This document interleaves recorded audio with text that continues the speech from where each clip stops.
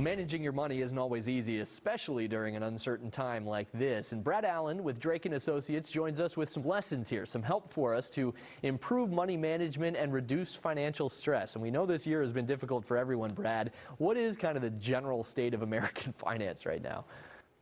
You know, it's been a tough year, and you look at, furloughs and layoffs and all these different things, and our high unemployment rate, and you look at the volatility in the market, and they're saying that 58% of people getting closer to retirement aren't as comfortable with it right now as they were a year ago, and rightfully so. There's been a lot that's went on here in the past year.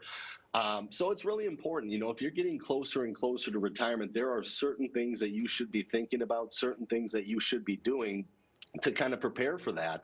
And those are some of the tips that we want to talk about today. Well, let's get right to it. First and foremost, your number one tip for someone trying to get back to a stable situation. Well, first and foremost is always going to be a budget. Whether you're just coming out of college or in your working years or you're early in retirement, you want to have a budget put into place, because a budget is going to tell you what is coming in versus what's going out. And when you're thinking about a budget and a budget plan, it's not necessarily what are you spending. It's also when are you going to take Social Security? Where are you going to draw from first in retirement? Maybe you have a bunch of different accounts you could draw from. They're all taxed a little bit differently. What makes the most sense from that income planning standpoint to meet those expenses going out? So it's a more complicated kind of conversation than just how much do you spend per month. The reality is plenty of people have credit that they have to deal with, whether it's credit cards or otherwise. So how do you manage that? How do you work with that to your advantage? Credit can be tough. I think the average person has about $9,300 worth of debt on a credit card, and that can be tough to pay off. And especially when you're talking about retirement, but especially before it too, you want to come up with a plan on how are you going to pay that debt off. So on our website, wealthwisconsin.com, we have a debt worksheet that kind of goes through how to pay off that debt, what to do. There are different strategies like the snowball method and all these different things.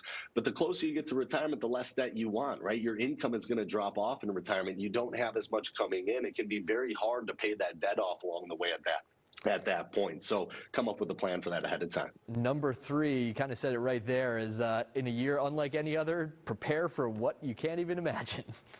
Right. What comes up? We have no idea what's around the corner, and having an emergency fund is really important. I always say have 3 to 6 months worth of expenses on hand.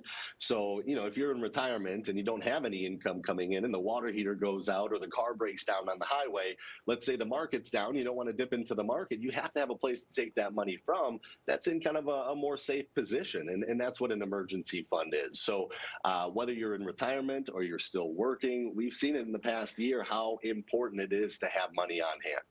And then final thing here, you mentioned some of the challenges for people close to retirement. Pretty good reminder for the rest of us, too, to start planning for that. I think so, and a retirement plan isn't necessarily for somebody who's already in retirement. A retirement plan is preparing for retirement. So if you're in your 20s or your 30s or your 40s, you should start putting a plan together. What are your goals? When would you like to retire? How much should you be putting away along the way? And what is your plan? So sit down with a financial professional. Maybe they can steer you in a direction to say, okay, well, right now you should be adding to a Roth instead of an IRA, or whatever it might be, whatever situation. Every retirement plan or every financial plan is going to be a little bit different because everybody's goals are a little bit different. So you want to sit down with somebody and put it together specific for you.